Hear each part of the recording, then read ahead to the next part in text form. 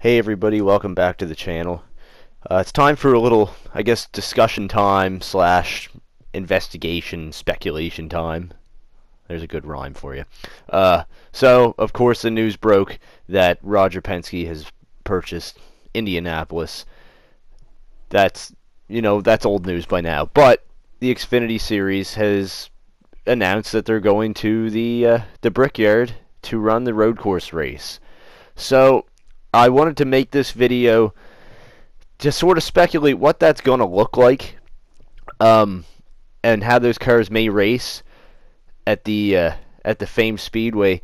I think it's going to be a good race. I think it's a really positive change, but I also want to get into, before we look at that, at the possibility is, because I think it's worth bringing up now, of NASCAR doing this more, of running the infield road course of a lot of these tracks. Now, of course, there's a lot of mile-and-a-half racetracks on the calendar. We all know the big boom of mile-and-a-half racetracks in the early 2000s and such, and that's gotten a little bit stale for some people, and that's understandable. So when they announced that they were going to run the infield of Charlotte, I don't think that necessarily warranted a discussion of how many times are we going to see this now. But now that we're running Xfinity on the road course at Indy, I think it's worth talking about, because how far is NASCAR going to go with this? The Xfinity Series is typically somewhere where they try things out before they go to the Cup Series to see if things are going to work.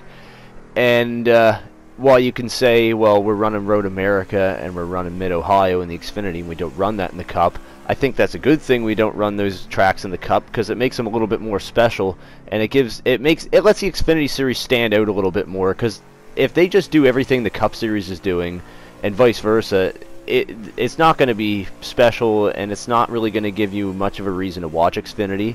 Now, I know the Xfinity cars have been super exciting on road courses, and it makes you want to see the Cup cars on a road course, but unlike a lot of other people, I'm sort of a traditionalist. I like the short track routes of where this series came from, but there's no hiding the fact that the road course racing all around, no matter what series you look at, has been pretty superior to a lot of the oval racing that we've seen the last, let's say, 10 years.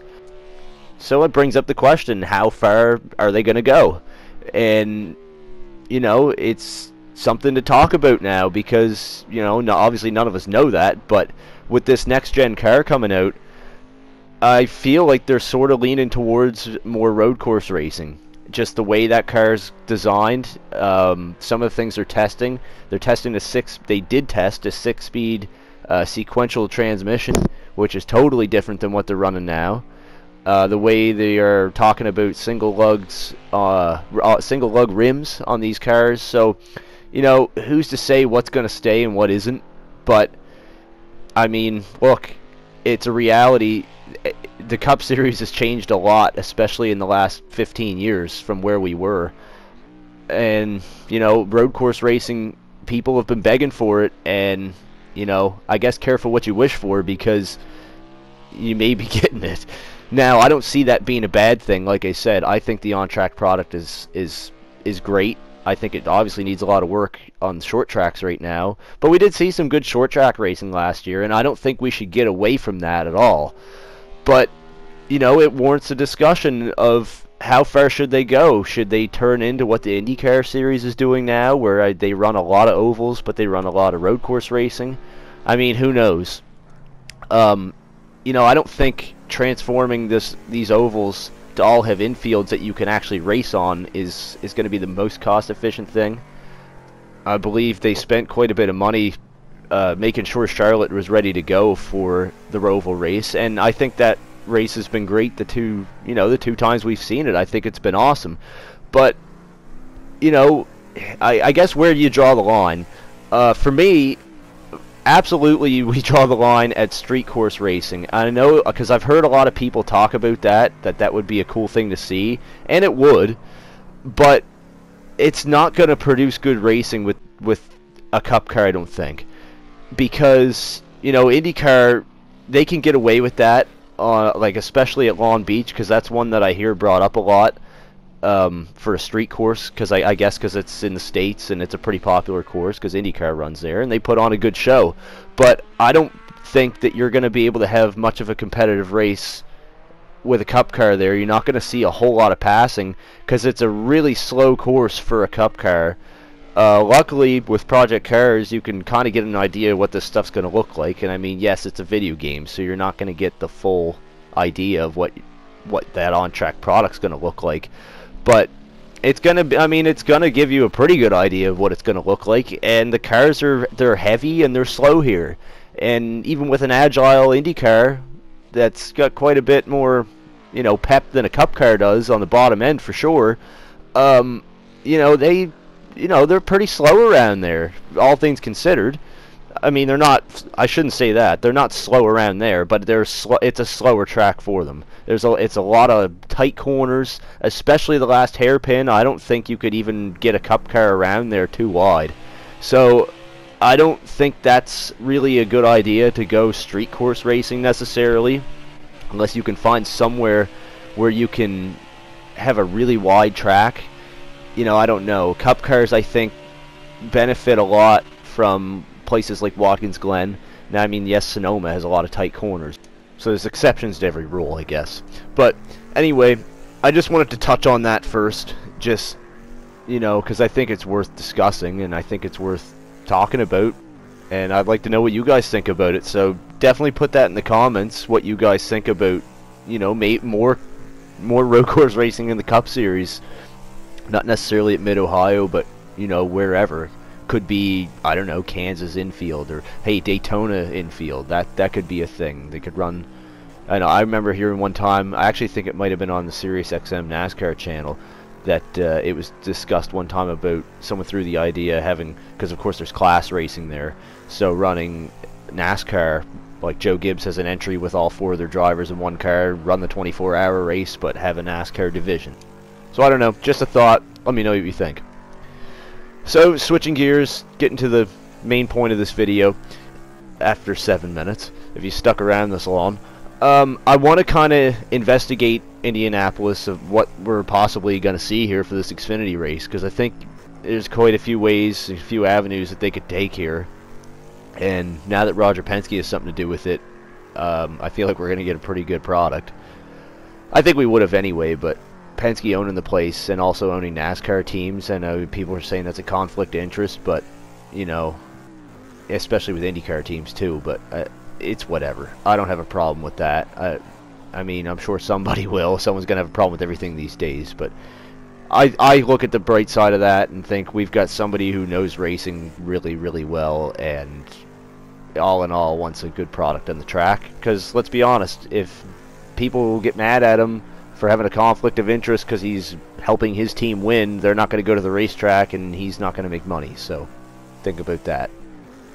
So as I'm gabbing away, here is Indianapolis. This is on board like a 2016 style Cup car, so it's as close as we can get to an Xfinity car. So yeah, turn 1, really heavy braking zone, good passing opportunity. I think that's going to be a really interesting place to look at because it's really easy to overshoot it, and you know, we're probably going to see some wrecks there, sort of like a Watkins Glen turn 1. So here we go now. This is sort of a slower section. If you're like me, you don't really know this section of the track that well, especially because there's a chicane here now into the back straightaway. I was really familiar with the F1 layout that they used to run, the old road course layout, and I think they changed it around 2014 maybe, somewhere around there. Personally, I like the older layout better, because that's just me and I ran more laps there, but it's whatever. Anyway, here's another really good braking zone, good passing zone. I think you're going to see a lot of passes there. We've got some nice slow corners in through the S's, and then we got another slower corner, which I think if you're close enough to somebody, you can probably make a move there. So now we go on to back to the oval again, just for a brief moment. Another opportunity, I think, if you're close enough to somebody, you can work their inside here and try and get around him for this slow corner. And I think that's probably going to be a section where we're going to see quite a few mistakes and people getting turned. So another slow corner yet again. A little bit of a indent into the infield there where the sort of the access road is, come off pit road. And you can see we actually chop pit road a little bit and then back onto the main straightaway for the completion of the lap. So when I said before that there's like a few avenues they can take with this track and the layout, and I think this is something they're maybe going to test. I hope so. I think Matt DiBenedetto is going to test here.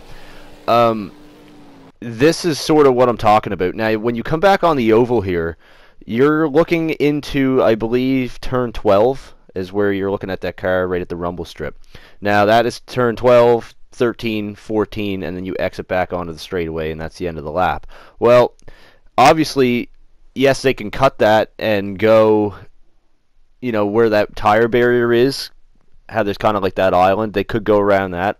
You know, or they could just say screw it and jump right back on the oval where it comes out there and run 1 and 2. Just for reference here, I just so happen to have this footage laying around from another video that I made, so excuse the garbage quality because I literally just did it with my phone. But this just goes to show you the F1 layout of what they ran. And the way they transitioned back onto the banking, which is actually one of the reasons, if you want a good story, go read about how F1 pulled out of that. The tires couldn't handle it. I don't think we're going to have any problems like that. Goodyear's a little bit better than Michelin. But yeah, so that was the transition they had. Like I say, this was a really fast track. And, I mean, I think it made for pretty good F1 racing. It was a fun track to drive. It was pretty simplified from what this layout is now. So I don't know. Like I say, that's sort of what they got to play around with. I don't think they're going to alter any other places on the track because there's really not much they can do. Like I say, turn 1 where you turn away from, like, I guess you're looking at turn 4. I can't see them doing anything with that. They're gonna want that heavy braking zone here for turn 1, just because that's gonna make for some really good passing, and that's gonna make for a lot of action down through there. People overcooking it and wheel hopping and spinning out. So I don't know. We'll see what happens. It's gonna be. I think this is a really awesome step. I've been wanting the Cup Series to race here at Indy on the infield for pretty much ever since I had driven a virtual F1 car around this track because it's so fast and it's fun. But I think the layout that we have at Indy now, as much as I like the old one, I think this is going to be better for these cars in particular because they're so heavy. You've got some heavy braking zones like you had at Sonoma. Of course, they took that away and put the carousel back, and I think that was a step backwards. So I'm hoping they revert that. But you know, that's what you want with these cars at a road course. That's what makes for good racing, is the long braking zones. But you want some speed with it, of course, because everyone likes to see cars go fast. So, you know, we're going to have that too with this here. But like I say, what you're looking at right now, where this car is going through this section of the racetrack, that's sort of the up in the air part of what we're going to see. I don't know what layout they'll choose, but I'm sure either way, I hope they sort of pick the tighter layout that the Indy cars run. I think it'll kind of give it that Mid-Ohio feel sort of in that section, just because that's sort of a slower racetrack with a lot of tight corners. Anyway, before I end this, I also want to touch on pit road, because I think that's something that could be sort of interesting, depending on what layout they pick, I guess. But with this one specifically, if you look at the way pit road is, this is how you get on pit road here, and you can see there's a curb, but there's a lot of grass on the inside of it, and I think, you know, especially under green flag stops, you've got that potential for error to get stuck in the grass, or maybe you're thinking a last-minute decision to stay on the racetrack. So that could pose, you know, a problem. But the other thing is where the pit road timing line is. Now, this is project cars, so it might change, but you can see right there is where you have to be at pit road speed, and it's way in the zone. So you're going to want to run that corner pretty hard getting onto pit road. So, you know, it could be pretty interesting with green flag stops, seeing guys come in and try and charge that and get as much speed as they can, and then try and get woed up for pit road speed. So you could see some pit road penalties, as well as some accidents of maybe last-minute decisions to stay off pit road, as well as rejoining the track for that matter, because I think the blend line is pretty good. It's sort of out of the way, but you've always got that potential for an incident.